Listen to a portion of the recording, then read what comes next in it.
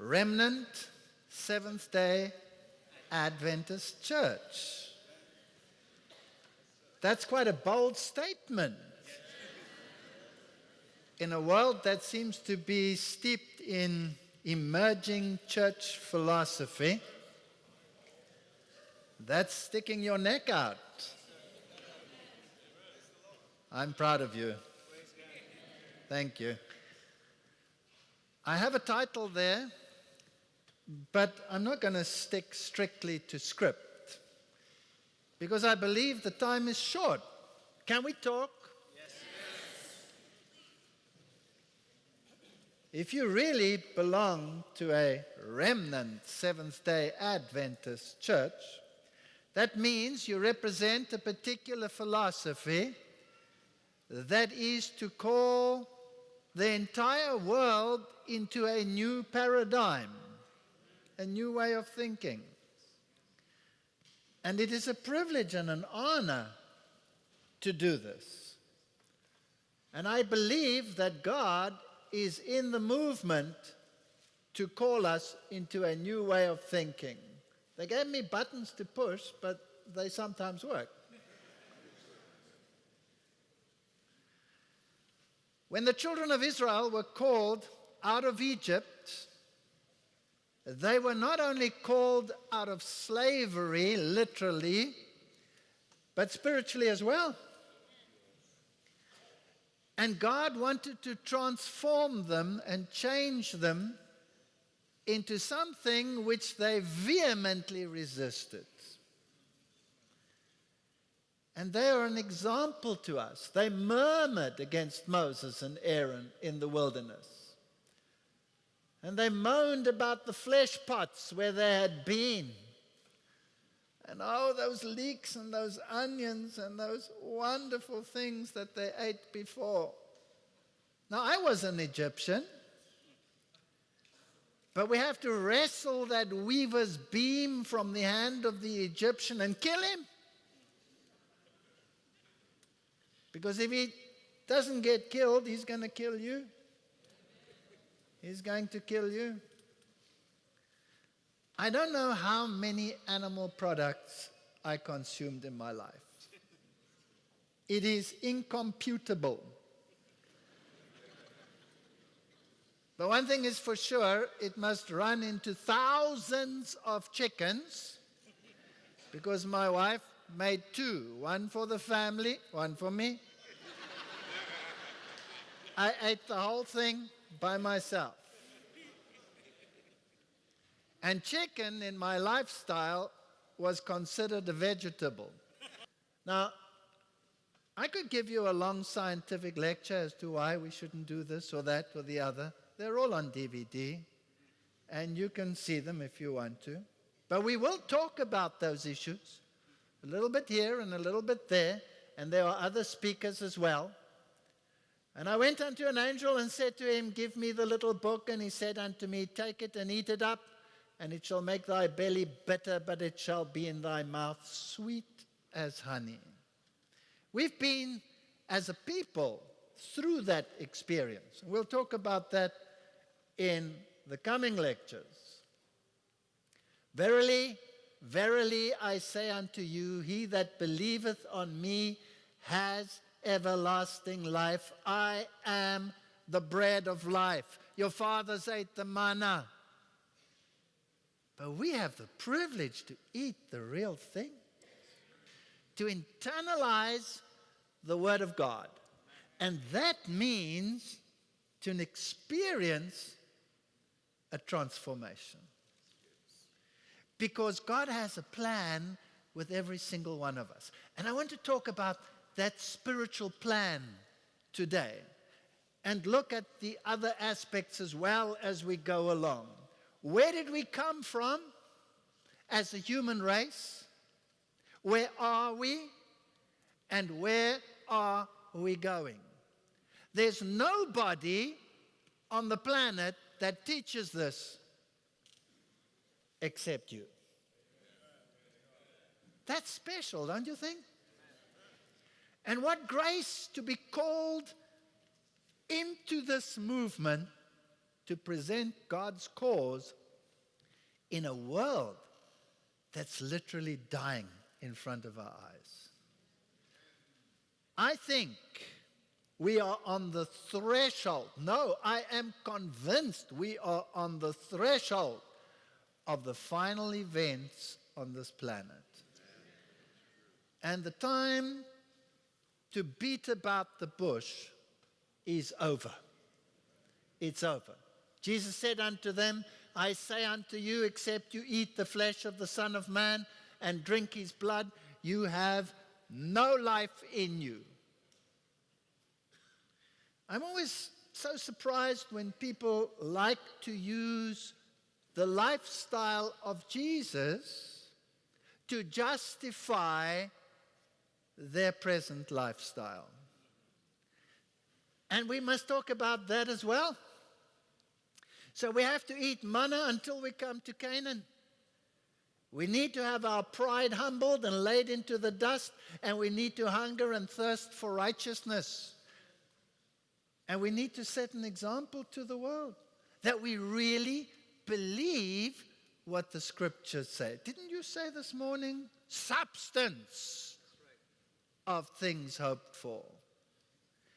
Evidence of things not seen. That city up there has to be such a reality that you can touch it.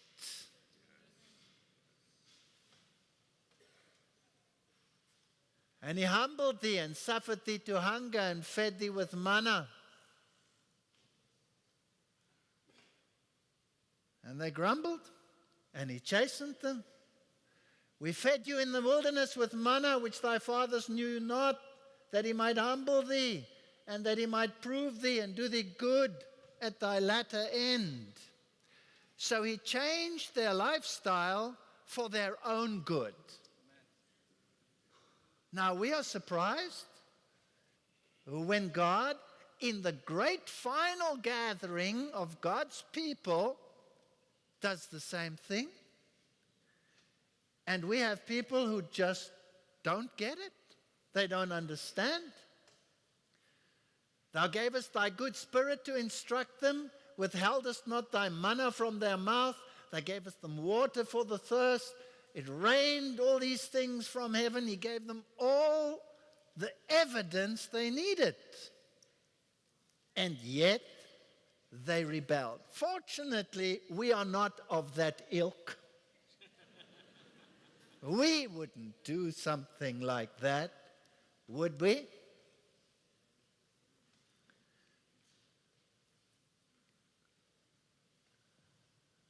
The Bible says in 1 Corinthians 6:13, meats for the belly and belly for the meats. Food for the belly. In that sense, it's not flesh, it's general food.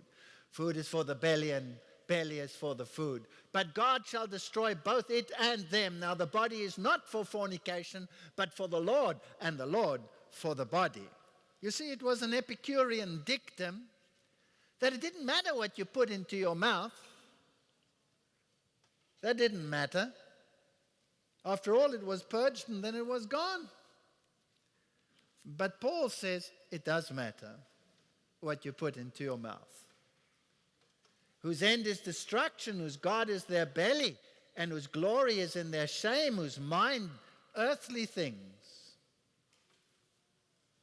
And then we read in Numbers 11 the story about the mixed multitude.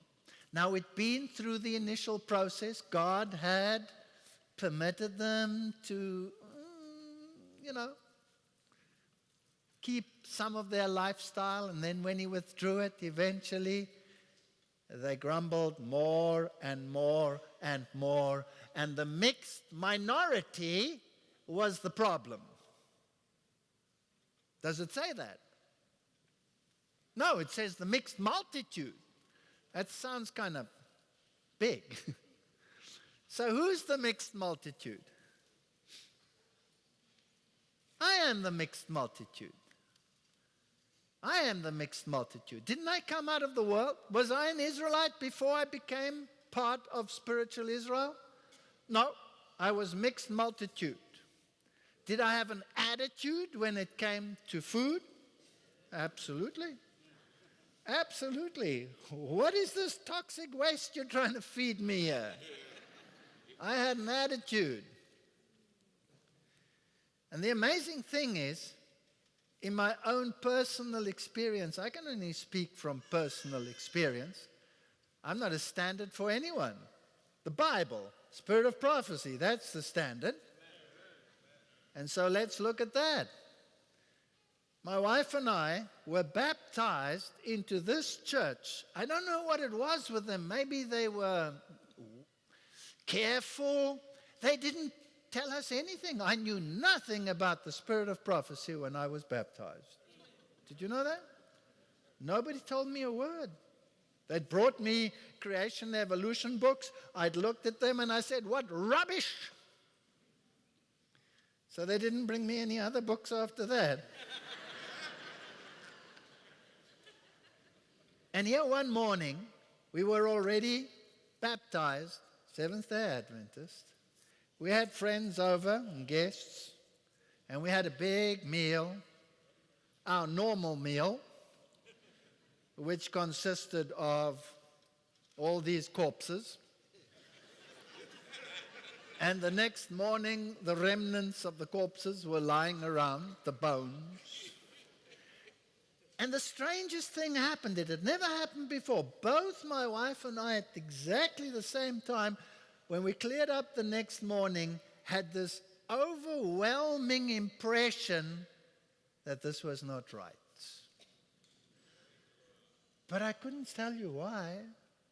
I couldn't tell you why. And then a strange thing happened. A colleague of mine from the university phoned me. And he lambasted me. And he said, you joined that sect?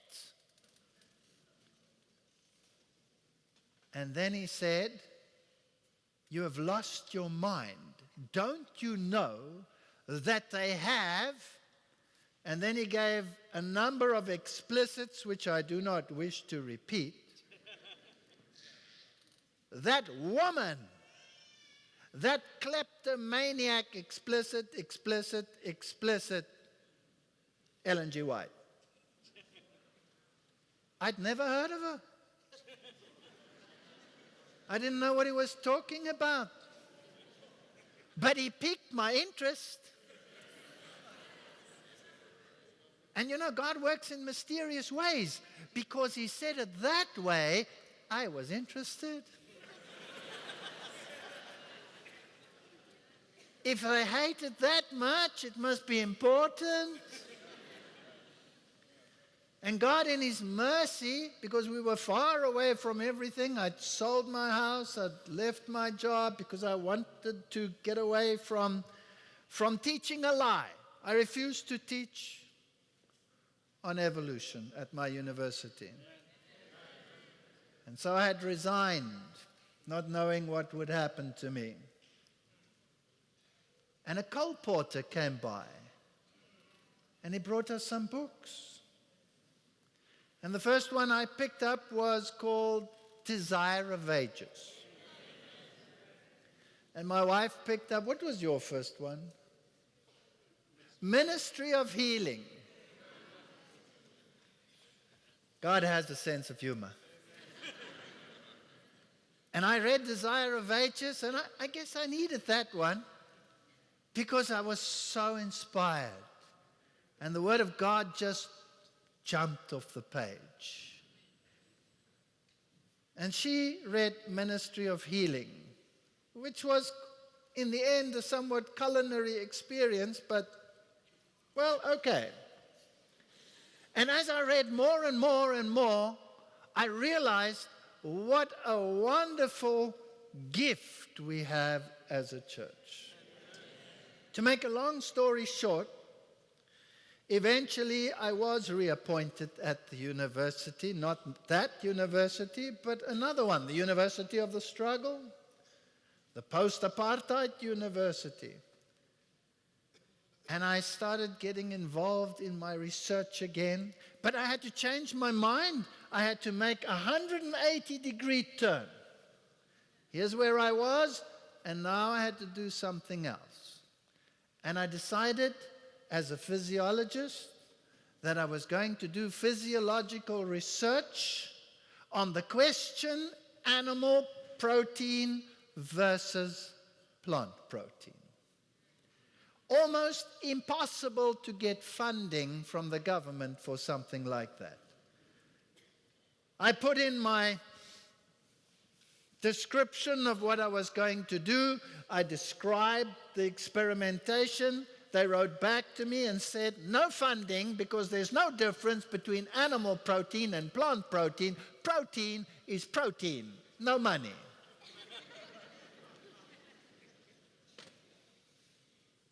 But there were a bunch of scientists from the agricultural sector that were struggling with something which was called skew leg syndrome.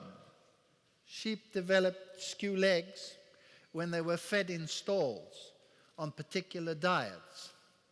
And I was listening to one of them speaking, and I spoke to him afterwards, and I said, the problem is you're using animal protein in your feed, and that's causing the problem. The author thought I was crazy.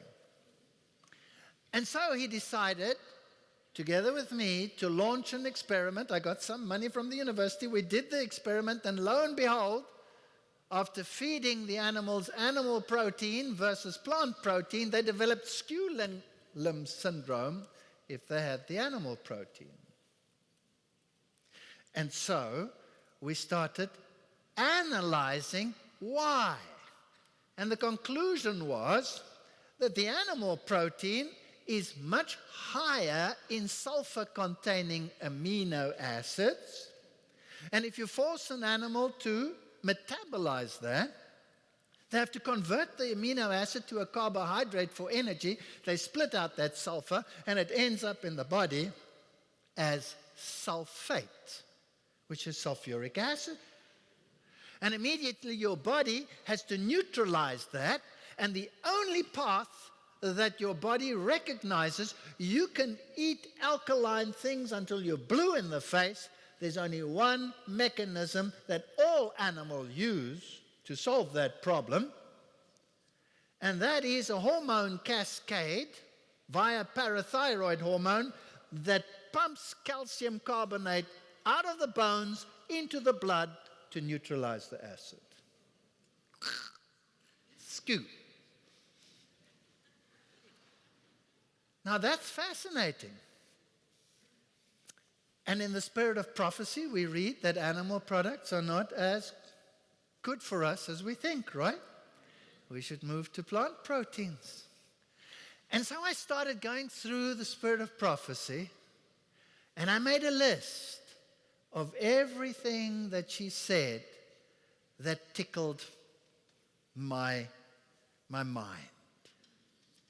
And I read, and I read, and I read, and I had a long, long list. Things like milk and sugar, not a good combination. I'd go to the literature and I'd search. Where's the answer to this problem? Why is it not a good combination? Try and tell the world it's not a good combination. Try and tell the chocolate companies it's not a good combination. What will they tell you? Rubbish. Good word. Thank you. They put it onto the lifeboats because it's a high-energy food, and it'll give you the energy and the go that you need to stay alive when you're adrift out there on the ocean, right? I told you I'm going to move off the script, but bear with me. And I started designing experiments on this issue. And eventually, we had so many experiments going and so many results coming in that the scientific world started to take note. And that's when the Royal Society in London, that was giving a lot of money for the reconstruction and development of a very skew political and educational system in my country, decided to give money to certain people to run projects and educate people. And one of my students actually was one of only 50 students in the world that received a Harvard postdoc on the strength of the dairy research we did. So the Lord was good. He was good. But what was my secret weapon that nobody knew about? My secret weapon was the spirit of prophecy. And eventually, I would tell the students, I want you to compare this. She says, for example, 3 grains are better than 1. Analyze the amino acid distribution in 3 grains, and you will find you get a complete protein. Take 1 away, and you have an incomplete protein. That's fascinating stuff. Talk about combinations and stuff like this. I mean, it's brilliant. I would tell my students, when you do the experiments, you will find this one is the best, that one's the second best, and that one is the very worst. And of course, the very worst was the one they wanted to be the very best, because that's how they lived. Eventually, they said, the man's a prophet. He's got it right every single time. Now, of course, I knew I wasn't a prophet. But I knew also I had consulted one. So God, in His grace, helped me with that research. I'll tell you one little story. I was working on the milk and sugar issue, and I was looking for publications. Because whenever you apply for money for research for anything, you have to have some backing. Somebody who has worked in similar lines, and you say, I want to expand on this because of this, and the other. And I couldn't find anything. And so I sat in my office and I said a little prayer. And I said, God, I cannot find anything on milk and sugar combination that it is bad. Because every publication will tell you milk is good, and sugar in moderation, that's energy. Too much sugar, there's enough on that. But the combination milk and sugar, nobody argues about that. I mean, every drink that people drink in the evenings to go to sleep better is a milk and sugar combination. Isn't that? A little milk with a little honey, or a little Ovaltine, or a little Horlicks, or a little this, or a little that. It's milk and sugar, isn't it?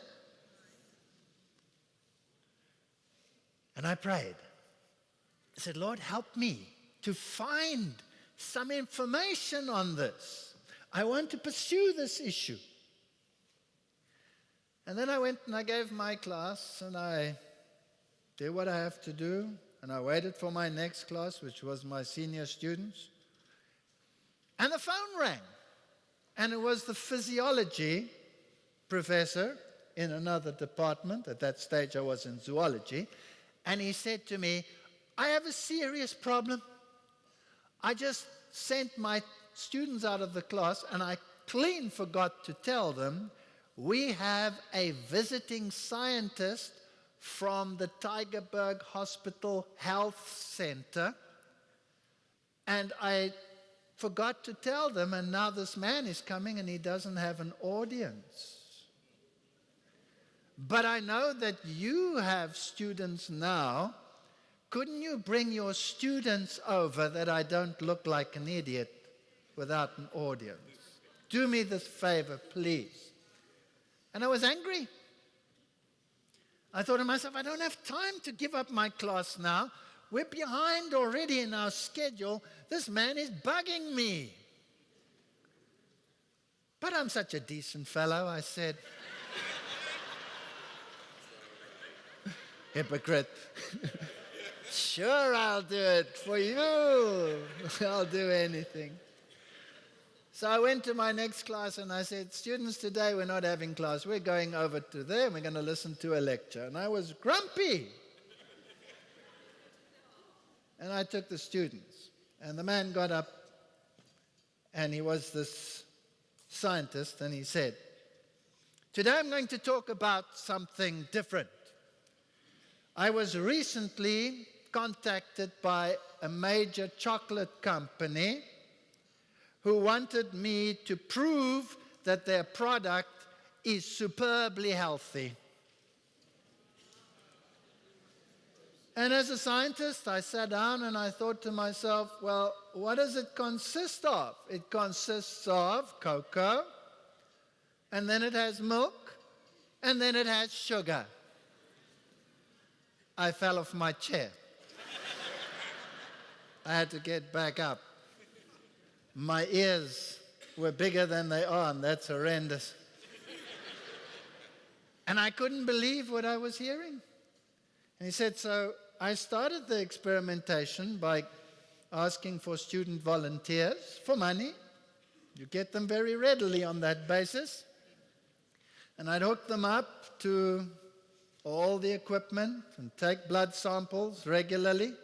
And then I would give one group of students a glass of water with the equivalent amount of sugar to drink that you have in a bar of chocolate. The other group, I gave a glass of milk equivalent in size to what you get in a regular bar of chocolate. And to the next group, I gave the combination, milk and sugar. And I think he had the third group where he gave the combination, the milk, the sugar, and the cocoa. And then he compared them. And then he said, when I gave them the sugar alone, these were the parameters, the blood pressures, the this, the that, and the other, and the triglyceride levels and the cholesterol levels and the this over a period of time. And as I gave them the sugar, it would go up. It would stay there for an hour or two and come down and go down. And I was surprised, he said, that the sugar would take up the triglycerides. That's the fat in the blood. Why would the sugar do that? Was it protecting the cells from a sugar surge or something like that? So that's an interesting point to ponder. He said, and then I gave them the milk, and the same happened. Of course, I expected there that the triglycerides would go up, and they did, and that the cholesterol would go up, and it did, because milk contains oxidized cholesterol, the very worst kind, and it did. And then it came down, and it normalized after 2 or 3 hours. He said, and then I gave them the combination. He said, what a disaster. It not only went up double, but it refused to come down. And it stayed there for hours and hours, sometimes up to 10 hours, before it normalized. He said the very worst thing you could take at night is the combination milk of sugar, because that's why people die of heart attacks at night. Because that combination makes the blood sluggish, clogs the system. And I take that and I think to myself, isn't this amazing? And here was this lady all these years ago, and she wrote it before there was a monitor to measure what happens to your triglycerides or your cholesterol or your whatever. So don't underestimate the spirit of prophecy. Have I got more slides here? I think so. Hundreds of them. So here they were, grumbling about the manna. Then Moses heard the people weep throughout their families, every man in the door of his tent. And they were highly upset because they craved flesh food. Did you know that it's addictive? It's a craving. It's like a drug. And you have to get it out of your system. You have to get it out of your system. When I stopped smoking, I dreamt for 3 years that I was smoking. I had to get it out of my system. I was not an Adventist when I gave it up. I did it with willpower. I'm a German. But meat, whew, that was a different story. And say unto the people, sanctify yourselves, for tomorrow. The Lord is going to do this thing, and he brought the quails. I'm not going to put the verses up. You know them. And the people died, and they called it graves of longing. They desired it. Now here's a typology. God had borne with their weakness until he had given them something better, but they rebelled, didn't they? And the second time, he said, all right, you crave this? I'll give it to you. I'll give it to you until it comes out of your ears. And then, while it was still between their teeth, the plague hit them. They hadn't even swallowed it yet. So here's a typology. When God takes us out of Egypt, he wants to retrain us to go back to Canaan. What was it like in Canaan? I give you every seed-bearing plant on the face of the whole earth, and every tree with fruit in it, and it shall be yours for food. That was the original diet. What is the future diet going to be like? You can read it in Isaiah. The same thing. And the lion will eat what like the ox? Does that mean the lion will become a vegetarian? Yes, it means the lion will become a vegetarian. Now, that tickled me too. So we did quite a lot of research on plant protein versus animal protein, changes in anatomy, and we found that in a 6-week developmental period, the whole anatomy of the intestinal arrangement can change in an animal in 6 weeks, based on what protein you put in the diet. Now, I have a whole lecture on that, and I'm not doing that lecture. I want to talk about the typologies. First time I had soy milk, I thought I was eating broken glass. You get some recipes out there, for lack of a better word, are horrendous. But you do get some that are actually quite good, don't you? So why choose a bad one just because you want to be a saint? This is what the world finds. Study shows how meat spurs cancer growth. I'm not going to go into these details. I just want to show you that even the world is up to speed. Not as speedy as this thing, but never mind. And the author there is a very prominent person in health circles. She writes many articles. She's on many boards and clinic boards. Coffee, rich in unhealthful foods. We're without excuse. These things are unhealthy. It goes further. These are issues that can tear us apart. Did you know that? It's tearing our church apart. We have whole churches, in Europe particularly, after church it's coffee time. You go and drink coffee. Strong filter coffee, the real thing.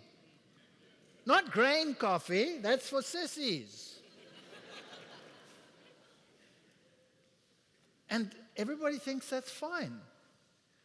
But the spirit of prophecy says it's sin. Why? Number one, it's addictive. It's just like a drug.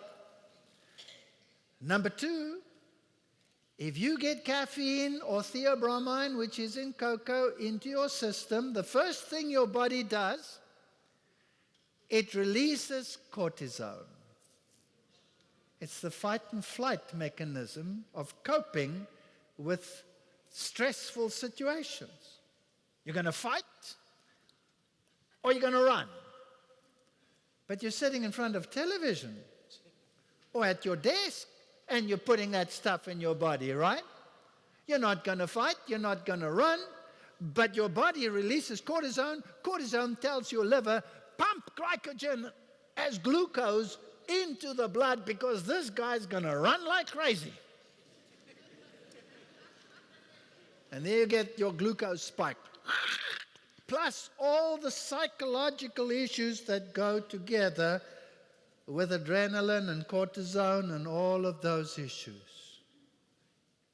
You know, if you're going to run from an enemy, sometimes you don't think straight. Sometimes you're even incontinent. So if you can't even control what's below, how are you going to control what's up there? And this glucose goes into the blood, and the body says, this man's not running, or this lady. I better solve the problem. Pump some insulin in there. Down it comes. And you're dejected and brain dead for a while. And then you have to give the reason for the hope within you. Excuse me.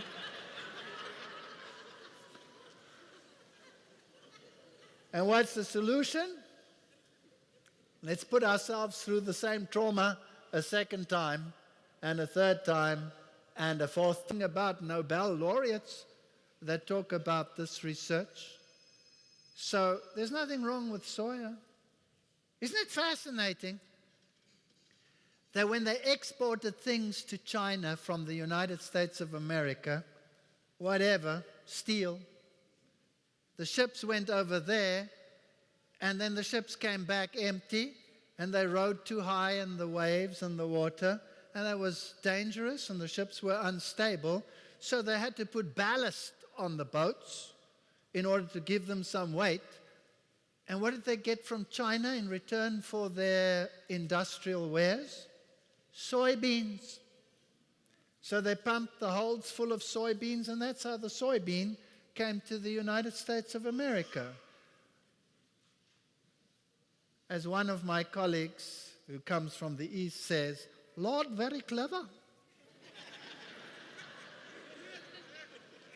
He has ways and means of introducing something that nobody wants. In a short time, it will not be safe to use anything that comes from the animal creation. I really believe, brothers and sisters, we are there. I really believe it. Not only from my scientific research, but I've come to trust the spirit of prophecy. Today, there's a tendency amongst us to marginalize it, to make it of non-effect, not to take it away, because after all, it is a fundamental belief that would be embarrassing. Leave it there, but let's make it of non-effect. Let's say we cannot use it for exegesis. We can use it for homiletics, maybe. That means, use it like you would comfort somebody with it. But to say that she actually means that which she says over there with the exact same authority as the prophets of old spoke, that would be discomforting to some. Have you ever read The Great Controversy? And when it says there in The Great Controversy, the beast out of the sea is, the beast out of the earth is, the image of the beast is that exegesis? Yes or no? Is that telling us what the text is trying to tell us? Then that's exegesis, right? And if we give up that exegesis, well, then we might as well throw it all overboard and just use it as a devotional. But I found in my research that when I looked up these funny little quotes and put them to the test in the laboratory, she wasn't 50% right, nor 60, nor 90. It was spot on every time. I think spiritually, I would be able to say exactly the same thing. And then what about herself? Too bio. You cannot live too plainly when you are studying so constantly. Your father and I have dropped milk, cream, butter, sugar, and meat entirely since we came to California. We are far clearer in mind and far better in body We live very plainly. We cannot write unless we do live simply. So she practiced what she preached. She didn't only speak for the future, she started implementing it. What about us? When are we going to wake up? When we read of the dangers and the encephalitises that are coming? Ask yourself a question. Why would a nation destroy every chicken in its midst? Why would Hong Kong do something like that? Public reason? It was a precautionary measure.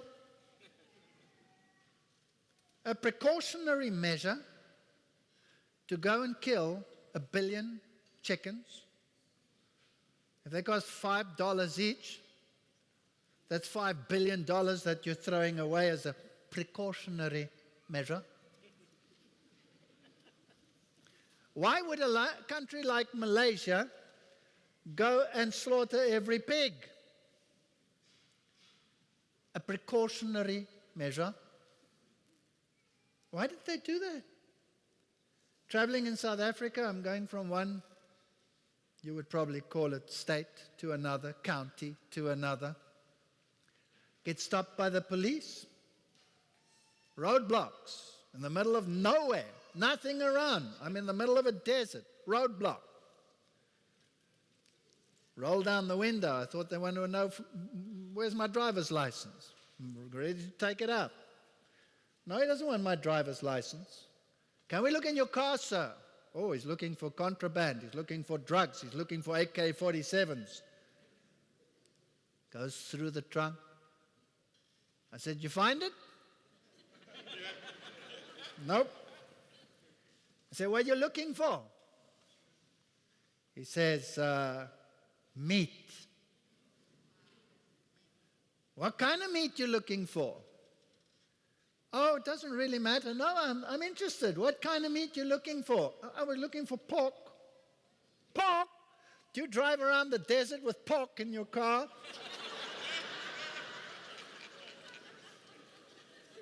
And they put up roadblocks for that? And then on our farm, where we live, out in the middle of nowhere, suddenly they closed the roads. I said, excuse me, what are we going to do here now? It's ostrich country. They closed the roads. And I spoke to the policemen. They were sitting out there. It was the middle of winter. It was cold. And they were cold. They were freezing. So I went to the police and I said to them, you guys are freezing out here. And you're sleeping out there in this little caravan. That's not warm enough for you. Come and stay in my house. And then you take turns. You go to your caravan and stop whoever's coming along. What are you looking for? Ostriches. You see, they banned the sale of ostriches because of bird flu, right? And the farmers, well, that's a huge financial loss. So they would sneak the ostriches from the conservatory areas and sneak them via the back roads to some of the slaughterhouses that were still doing their things. And so they put up roadblocks. Now, why the pork? What was the problem with pork? There was nothing in the newspaper. It was encephalitis, the same that happened in Malaysia. An encephalitis virus. So you end up a cabbage for the rest of your life from eating a piece of meat. Whether it was clean meat, unclean meat, it didn't make a difference. You could end up that way from bovine spongiform-encephalitis, couldn't you? Disease is increasing. We live plainly. We cannot write unless we do it. Brothers and sisters, this is a spiritual war. Now, how much longer do I have? Eh? Mine says 17 minutes past. Do I have another 10 minutes? All right. I just want to address, I'm not going to put all the things. We're just going to talk, right? We said we're going to talk. Jesus ate fish.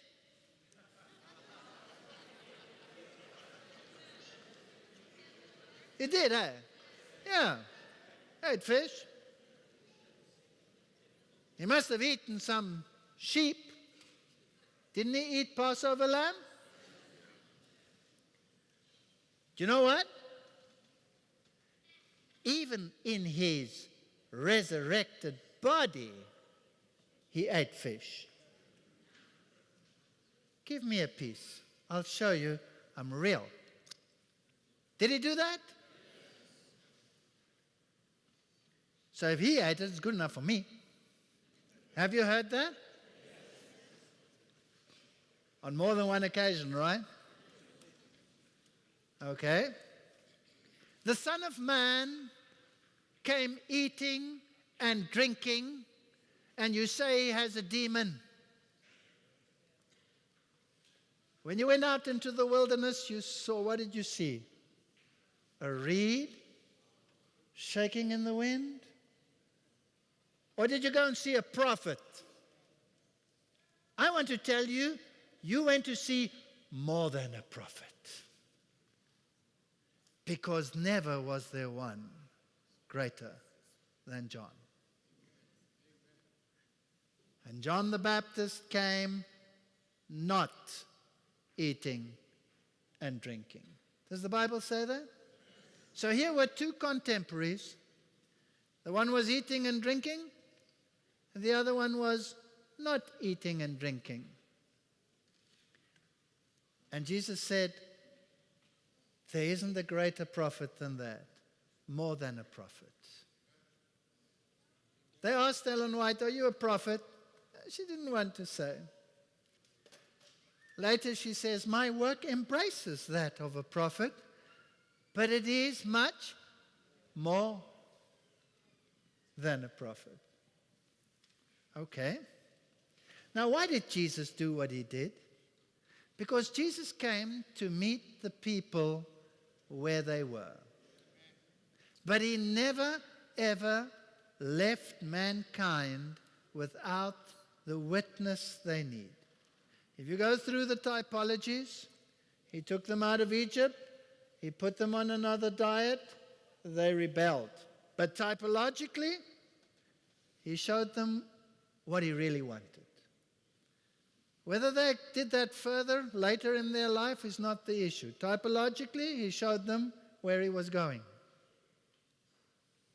Daniel serves as a type of God's people. Daniel, judgment, people of judgment. The time of his judgment has come. Who says that? We say that, don't we? We say that. Typologically, as representing the remnant amongst Babylon. What diet was he on? He ate pulse. John the Baptist came not eating and drinking. He was a type of the antitypical Elijah who was to come and set the record straight. Is that correct? What was his diet? Locust and wild honey. Now, I have the quote here somewhere in this presentation. You'll just have to take my word for it. I can look for it. I don't know if I'll find it. Did you know meat eating is dishonoring to God? That's a powerful statement. It must fly in the face of many a minister in our illustrious circles. Move. I'm going to try and get that quote quickly. Must be here somewhere. Let not any of our ministers set an evil example in the eating of flesh meat. And do you know all of this? I warned you, I will not set an example now by eating fish. He has always left a witness. But thank God he was so gracious, he came all the way down to meet us where we were. And at that stage, it was not yet an issue. They were only eating clean food. They weren't eating unclean food. How do I know that? Peter says, "Not so, my Lord. I have never eaten anything impure or unclean in all my life." And that was after the resurrection. We must look at the full package. God is leading a people back to the original. Are we that people, or do we wait for someone else? Seventh-day Adventists, let's make a complete consecration to God. Not because we have to, but because we want to. Because otherwise you might as well leave it. It's of no value to you if you're doing it because it's being shoved down your throat. But once you start understanding the mindset of God, and once you see what He really wants for you, and once He has retrained your palate, you will say, "Thank you, Lord. I was in darkness, and you have brought me into your beautiful light." May God bless you as you make a serious issue of the times we live in. Amen.